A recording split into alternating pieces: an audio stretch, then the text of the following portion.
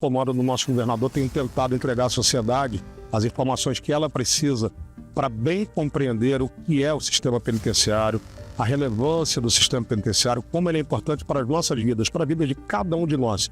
E também mostrar que essas pessoas estão reclusas, mas são detentoras de direitos. Entregar os direitos dessas pessoas não é uma opção, é um dever. E eu preciso cumprir bem esse dever. Respeitando o direito deles, nós vamos respeitar os nossos direitos. Um ciclo de virtudes nos levará para um caminho que queremos.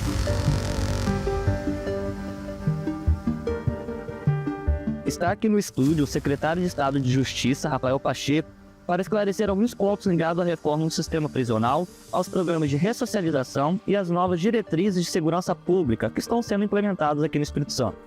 Então vamos direto ao ponto. A primeira pergunta, secretário, é sobre a desativação do manicômio judicial.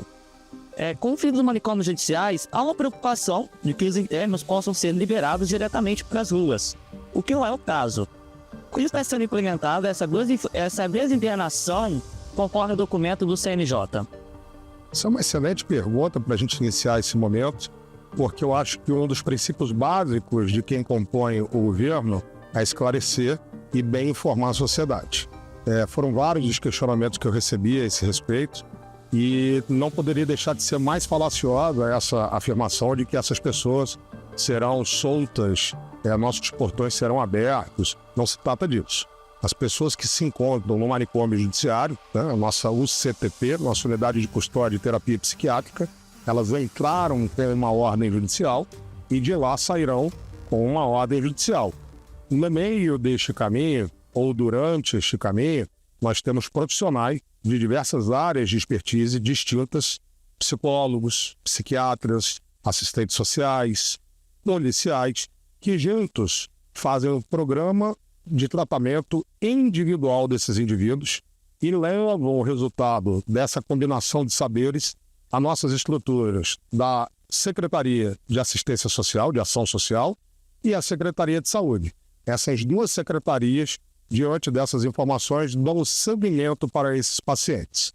Então, é uma proposta do CNJ, mas nem de longe um ato de responsabilidade para com essas pessoas inicialmente e também para a sociedade, que também precisa ter os seus interesses defendidos, e é o que a Secretaria de Justiça, junto com a outra Secretaria de Estado, normalmente a de Ação Social e a de Saúde, estamos fazendo para que isso ocorra de maneira tranquila, eficiente e segura. Recentemente foi anunciada a possibilidade de construir de 1 a 3 novas unidades prisionais no Espírito Santo, com previsão de abrir aí um total de 2.400 vagas. Qual é a situação atual do sistema penitenciário aqui do Estado do Espírito Santo? O plano penitenciário capixaba é referência no país.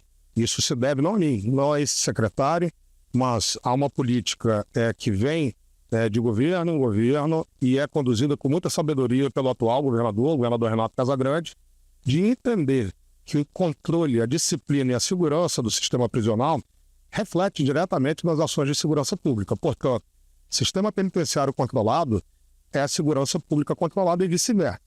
Essas duas estruturas, a Secretaria de Justiça, o Sistema Penitenciário e a Secretaria de Segurança Pública, formam, portanto, um sistema de segurança pública.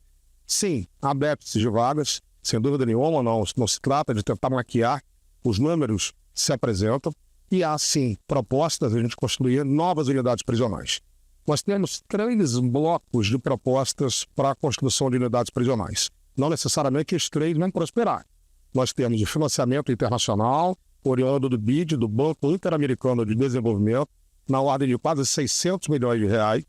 Nós temos uma proposta do governador para que nós apresentemos duas novas unidades, a nossa escolha dentro dos indicativos do que precisamos, e ainda uma proposta público-privada para a construção de 1 a 3 unidades com recursos oriundos de uma área que possuímos no norte do estado e no EAC. Então, esses 3 blocamentos de propostas estão seguindo e nós, obviamente, vamos analisar qual delas é mais promissora e levar essas propostas ao governador. Pois bem, a proposta do BID, ela se avizinha não como se possível, mas quando, uma vez que esses recursos estão aprovados. Esses recursos preconizam a construção de 2 unidades de 800 vagas, 400 de regime fechado e 400 de regime semiaberto. Numa proposta onde o homem e a mulher apenados entrem e terminem em cumprimento de sua pena em uma única proposta de ressocialização. Então eu diria que nós temos 2 unidades prisionais bem encaminhadas e outras em bom planejamento. Nossa proposta de entrega dessas unidades é o ano de 2026, porque nós buscamos que as empresas vencedoras possam fazer uso de uma nova matriz de construção, que não arraste uma obra de algo que já é complexo por si só durante anos, anos e anos. Essa tecnologia, esse método construtivo está disponível no país e nós, diante da nova lei de licitações, recentemente chegaram ao país, que prestigia esse tipo de construção de edital, possa nos favorecer nessa empreitada na construção de novas unidades.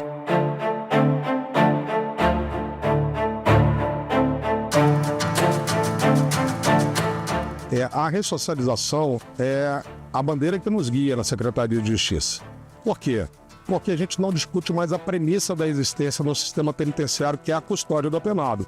Ora, se o homem foi preso, processado, julgado e condenado, o que se espera de um sistema penitenciário é que ele custodie esse homem. Então eu não vou discutir o que é a premissa básica de um sistema de custódia.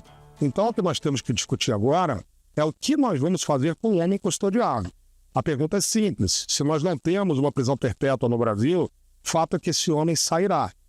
E aí ele pergunta, como nós queremos que ele saia? E eu já lhe respondo, nós queremos que ele saia melhor do que entrou. E para que isso aconteça, é preciso acreditar de verdade, como mantra, nas ideias ressocializadoras. E a parte da oferta de trabalho aos nossos internos é fundamental nesse processo, porque o trabalho edifica. Diz a nossa bandeira, trabalho e confia. Então, se para além das fronteiras do Espírito Santo isso é uma verdade, aqui é mandatório.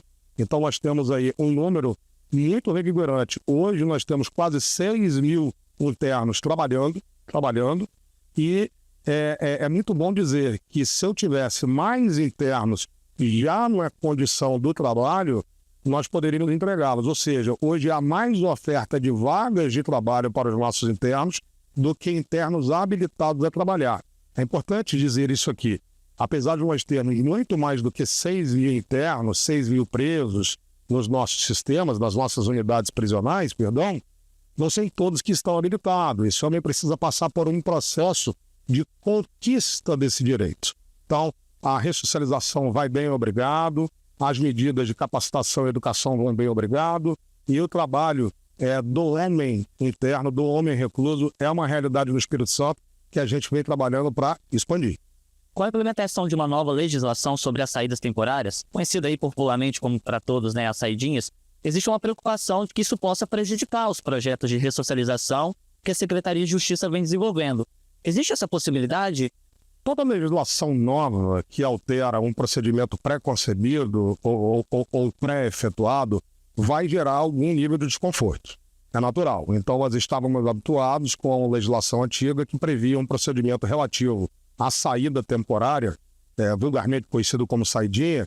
Então, nós o executávamos como parte de uma política prisional, parte de uma política de execução e administração penitenciária. Com a lei nova, o que nos resta? Executar. Executar porque a lei ela não é uma opção, ela é um mandamento.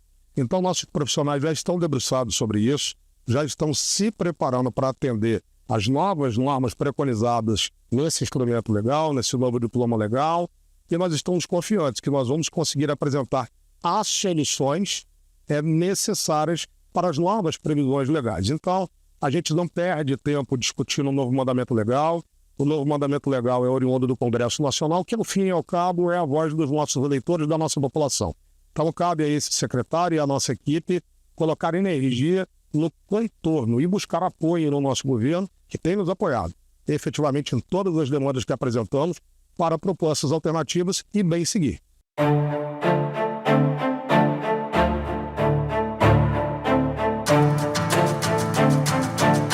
Esse é um tema que nos incomoda muito, porque, como falei agora há pouco, a função principal de um sistema de custódia, de uma penitenciária, é garantir que essas pessoas fiquem lá, que elas cumpram suas penas preconizadas pelo Poder Judiciário.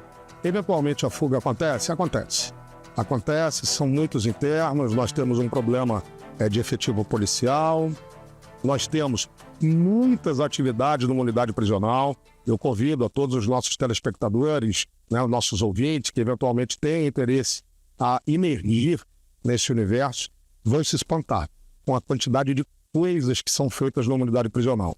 E quanto mais coisas nos propusemos a fazer ao longo dessa gestão e de outras gestões, mais a gente fragiliza uma unidade, porque a gente está movimentando esses internos e cada movimentação de interno é uma possibilidade de fuga. E o que a gente tem que fazer para garantir que isso não aconteça? Acreditar nos procedimentos de disciplina. Essa palavra é a palavra que guia a ação do policial penal, que guia a ação do monitor de ressocialização. Procedimento. Quando há uma quebra de procedimento, fatalmente isso termina numa fuga, que é o que nós não queremos. Então, sim, eu acho que esse evento de Mossoró ganhou uma atenção em nível nacional, até porque aconteceu numa estrutura penitenciária onde isso nunca foi observado. Mas aqui no Espírito Santo, confesso a você que teve pouco reflexo, porque nós temos um efetivo altamente capacitado e altamente comprometido. Se os números do Espírito Santo em relação a fugas são passíveis de comemoração, porque o número que se quer é zero, mas seria muito arrogante da minha parte acreditar que uma fuga jamais vai acontecer. Vendo fugas esse ano, mas apuramos todas elas, buscando esclarecer as razões eventuais do que levou àquele evento. Então, sim, esse evento de Mossoró chamou muita atenção de toda a comunidade de administração prisional no país, mas no Espírito Santo em si, se eu disser que isso agravou, né, as medidas de segurança ora praticadas, não é uma verdade. Nosso efetivo é bom, é comprometido e eu nutro confiança no trabalho que eles praticam.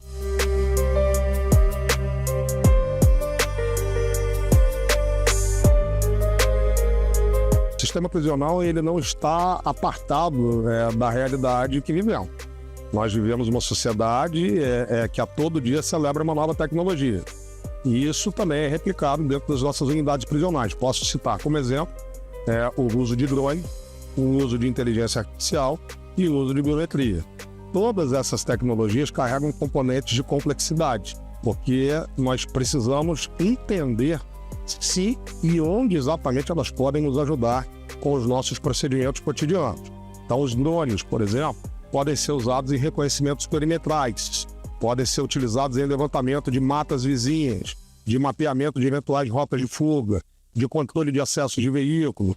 A inteligência artificial pode nos ajudar com software de administração prisional, facilitando e diminuindo o uso de mão de obra. E a biometria, que eu creio que chegou para ficar. Chegou para ficar, hoje você já vê a biometria nos nossos condomínios. E ela vai se expandir. Nós vamos entrar realmente na massificação do uso de dados biométricos para identificação e controle, e isso não está alheio ao que é praticado no cotidiano das unidades prisionais. Nós já temos mais de 1/3 dos nossos internos com levantamento biométrico concluído em 10 unidades prisionais e caminhando muito rapidamente para a conclusão até o final do ano. E nós já temos em uma dessas unidades o uso piloto da biometria no controle de entrada e saída de presos semiabertos. Então, num dado momento, eu espero que num momento breve, nós tenhamos todas essas ferramentas maximizando a administração prisional que é praticada no Espírito Santo. Mesmo dentro das prisões, alguns detentos ainda exercem poder e influência sobre atividades criminosas fora das unidades prisionais. Quais são as ações que o Estado está tomando para combater essas situações e garantir a segurança tanto dentro quanto fora desses espaços? Esse é um desafio mundial. Eu lembro que em agosto do ano passado eu estive com o meu antecessor, Dr. André Garcia, que hoje é o secretário nacional de Políticas Penais. Nós fomos à Áustria para fazer aquisição de armamentos para a Polícia Penal e ele muito inquieto porque nós tínhamos um dia livre e ele não admitia ter um dia livre, né? Porque ele é um homem muito probo e ele queria ocupar aquele dia com algo útil. E eu consegui que a gente tivesse acesso à maior unidade prisional da Áustria, com mais de 1.000 presos, uma unidade complexa, com presos de alta periculosidade, e os mesmos desafios que nós vivemos aqui, no complexo de Viana, no complexo de Churi, eles vivem lá em Viena. Viena, muda uma letra só. O dilema é muito semelhante. O controle de lideranças criminosas uma vez presos. É um problema? É um problema. Eu destacaria a atuação dos nossos policiais que atuam no segmento da inteligência policial prisional. São homens que dominam técnicas e métodos de inteligência estão aptos a produzir dados, informações e conhecimento que ajudam o decisor a se antecipar a esses perigos e fazer a difusão desses conhecimentos com os outros atores da segurança pública, a Polícia Militar, a Polícia Civil, a Polícia Técnico-Científica, a Polícia Rodoviária Federal, a Polícia Federal, a Secretaria de Segurança Pública e os decisores de uma forma geral, o próprio governador do Estado, os outros secretários de Estado. Então, a forma que eu acredito que a gente pode fazer frente a essa ameaça constante é lançando mão das boas ferramentas de inteligência. Um projeto de lei complementar que criou a Polícia Penal do Espírito Santo foi aprovado pela Assembleia Legislativa. Posteriormente, houve um concurso público para o cargo de policial penal. Em que pé está este concurso, Já foram chamados todos, E se há previsão para a realização de novos outros concursos para reforçar o quadro dos servidores? Pois é, essa é uma vitória, Nós transformamos, como bem dito, a lei foi aprovada na Assembleia Legislativa no dia 5 de dezembro do ano passado. Então, a Polícia Penal é o bebê da segurança pública. Chega como player, muito embora regulamentada em nível estadual, porque é uma polícia estadual no ano de 2023, preconizada na Constituição da República, no artigo 144, ainda no ano de 2019. Ou seja, a própria Constituição da República previu a importância desse segmento policial. E chega para ficar. Chega para ficar, e com o apoio do governador Renato Casagrande, nós lançamos um concurso que já se avizinha para os resultados finais, e nós devemos iniciar a primeira turma entre 300 e 350 policiais penais agora no dia 19 de agosto. E mais 2 turmas de aproximadamente o mesmo quantitativo de policiais na sequência, totalizando uma contratação de 1.000 policiais penais. É significativo, mas ainda é pouco. É bem pouco, porque nós temos tantos déficits ainda nesse segmento, que o governador Renato Casagrande já nos autorizou a propor um novo concurso, que já está em andamento. Há necessidade da análise de uma série de situações jurídicas, respeitando regras e diplomas legais, naturalmente, mas que está andando bem. Então, nós acreditamos que no começo do ano que vem, nós já teremos um novo edital para o mesmo quantitativo de vagas de policiais penais que tivemos esse ano. A ideia é essa, suprir os cargos vagos de policiais penais com esses 2 concursos, e aí sim, propor uma contratação gradual e regular para que a gente tenha um acompanhamento do número de policiais penais no número do desafio, que não é pequeno. É isso. Agradeço a presença do secretário de Estado de Justiça, Rafael Pacheco, que esclareceu as políticas públicas desenvolvidas pela Secretaria. Bem, eu agradeço o espaço, agradeço as perguntas. Eu acho que a minha função, ou uma delas, é bem informar a sociedade capixaba. Muito obrigado e eu continuo à disposição sempre que vocês precisarem. Obrigado por assistir. Inscreva-se no canal e não deixe de curtir e comentar. Siga também nossas redes sociais. Até mais!